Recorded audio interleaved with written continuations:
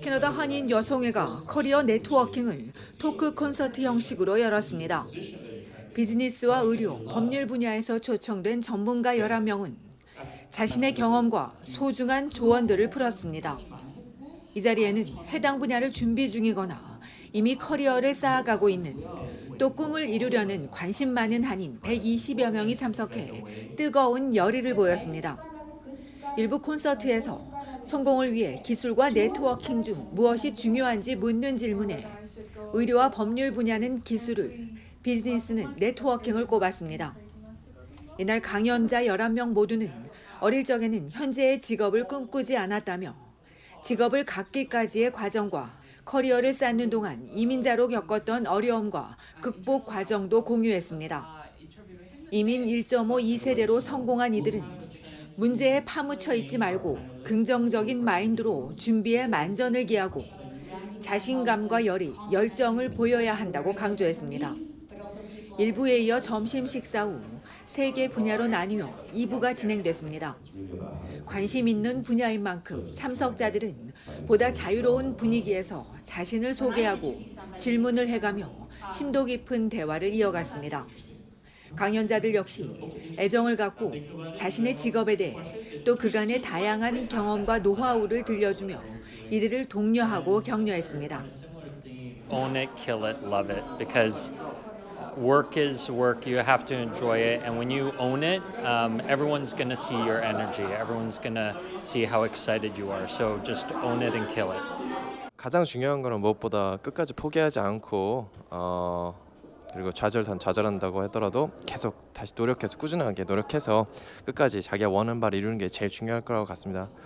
열심히 하고 열정이 있으면은 저는 되는 것 같아요.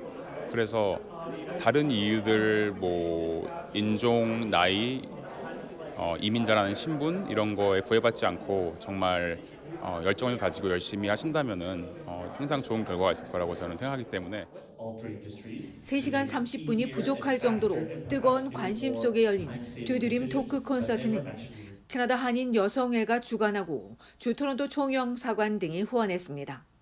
얼티비 뉴스 손희정입니다.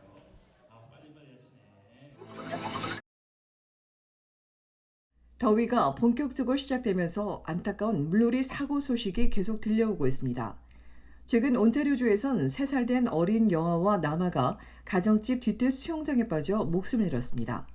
인명구조원이 없어 사고 위험이 특히 더 높다는 전문가는 이런 비극을 막기 위해선 집과 수영장 사이까지 수영장 주변의 내면을 모두 펜스로 막아 보호자 없이 아이들이 수영장에 접근하지 못하도록 하는 것이 매우 중요하다고 강조합니다. 문과 게이트에 경보기를 설치해 아이들이 집이나 게이트를 나갈 때 알림이 울리도록 하는 것이 좋다는 전문가는 이어 온타리오 구명협회 웹사이트에서 뒷마당 수영장 안전 체크리스트를 확인한 뒤 안전 조치를 취하는 것이 바람직하다고 권장했습니다. 뒷마당 수영장뿐 아니라 보트와 오두막, 해안가에서 부모나 보호자는 단 한순간도 자녀나 아이들에게서 눈을 떼선 안 된다고 전문가는 지적합니다. 순간 방심했다가 생명을 앗아갈 수 있는 만큼 물가에선 아이들이 어디에 있는지 항상 확인하고 구명조끼를 입히며 무엇보다 수영하는 법을 가르치는 것이 필요하다고 조언했습니다. 전문가는 향후 6개월부터 수영을 배울 수 있다고 덧붙였습니다. 여름철 해변이나 수영장을 갈 땐 인명구조원이 감독하는 곳을 가는데 구조원 역시 추가 보호일 뿐 부모나 보호자는 물놀이 안전수칙을 명심해야 한다고 전했습니다. 또 홀로 수영해서도 안 된다며 안전사고 예방에 만전을 기할 것을 재차 강조했습니다. 운주 구명협회에 따르면 해마다 평균 152명이 물에 빠져 숨지고 600여 명이 구조돼 중환자실이나 응급실로 향하고 있습니다. 한편 온주 광역 토론토는 이번 주 내내 이른 무더위가 찾아옵니다. 연방환경성에 따르면 광역 토론토는 이번 주 한낮 최고 기온이 27에서 28도, 체감온도는 30도에 달해 한여름 무더위가 이어집니다. 이에 따라 노약자와 어린이는 낮 동안 활동을 줄이고 무리한 야외 활동은 피하며 외출할 땐 누군가와 동행하는 것이 좋다고 당부했습니다.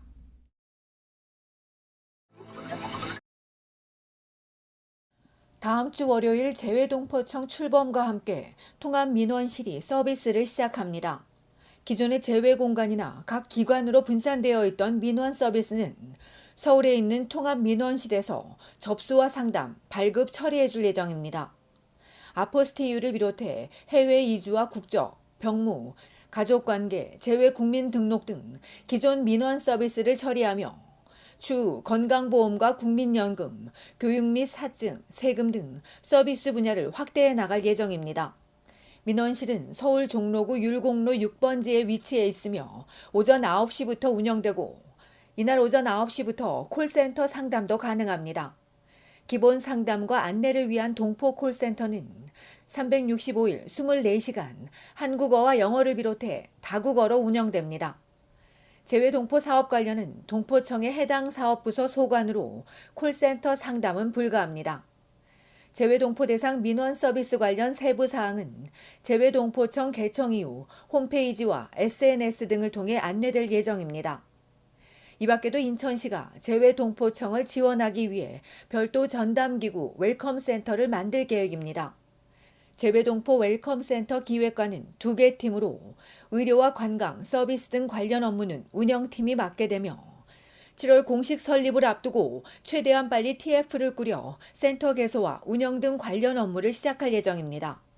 웰컴센터 기획과는 천만도시 인천 프로젝트를 총괄하고 재외동포 지원 협력, 웰컴센터 운영 등을 담당하게 되며 5일 선포식과 함께 구체적인 내용을 발표할 계획입니다.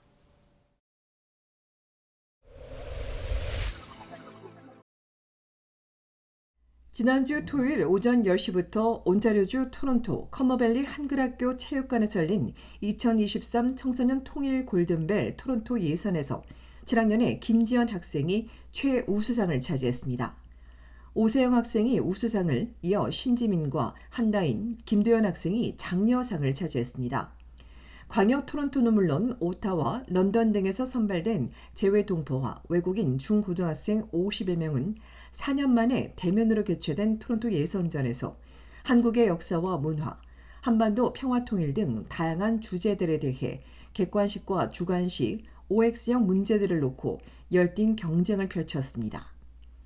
우승은 못했어도 대회를 준비하는 동안 좋아하는 한국의 통일 관련 정보를 찾아 공부하며 보람을 느꼈다는 학생부터 중도에 탈락해 눈물을 보이면서도 내년엔 꼭 우승하겠다고 각오를 다지는 학생도 있었습니다. 재외 청소년들에게 통일에 대한 긍정적인 인식을 확산하고 통일 국가의 비전을 공유하기 위해 개최되는 통일 골든벨은 해외 지역별로 예선전이 열리며 민주평통 토론토 협의회와 캐나다 온타리오 한국학교협회가 공동 주최했습니다.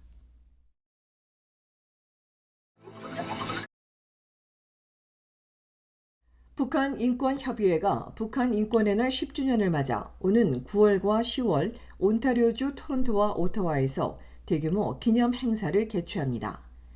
이경복 회장은 유엔에서 북한인권조사위원회가 설립되고 캐나다에서 북한인권의 날이 공식 인정된 지 10년이 되지만 실질적 성과로 연결되지 못한 것이 사실이라며 부진했던 활동을 재가동할 계획이라고 밝혔습니다. 이 회장은 한국과 캐나다 외교 관계가 포괄적 전략적 동반자 관계로 격상되고 최근 정상회담을 계기로 북한 인권 개선을 위해 정부와 민간 차원의 협력을 확대하기로 합의한 것에 크게 고무돼 있다며 오는 9월 오타와에서 열리는 의회 청문회와 10월 토론토에서 열리는 북한 인권 국제회의가 주요 행사가 될 것이라고 강조했습니다. 한편 이 회장은 지난 4일 라울 웰렌버거 인권센터가 주최한 강연에서 국제형사재판소 수석검사 카림 칸 씨와 북한 김정은 ICC 제소 문제와 관련해 간단한 대화를 나눴다고 전했습니다.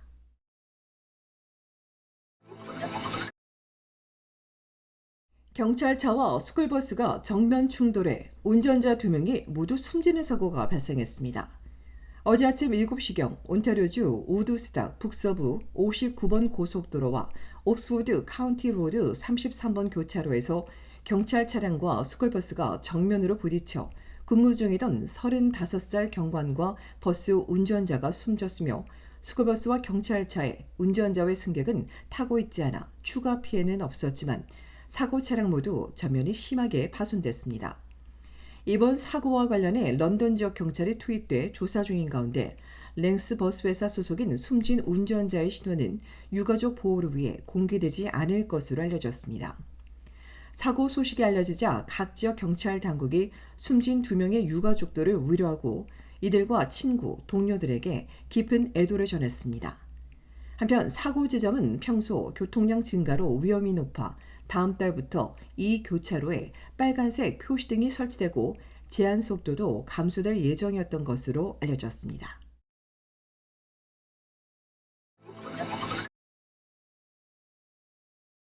오는 6월 1일부터 브리티시 콜룸비아주의 최저임금이 시간당 $15 65센트에서 $16 75센트로 1불 10센트가 오릅니다. 2022년 BC주의 연평균 물가 상승률인 6.9%를 적용한 것으로 캠프 지도자와 입주 간병인의 최저임금에도 동일한 인상이 적용되는 등 식품 서비스 직원과 식료품점 근로자, 소매점과 코로나19 팬데믹 기간 중 필수 근로자로 분류됐던 약 15만여 명의 최저임금이 인상될 예정입니다.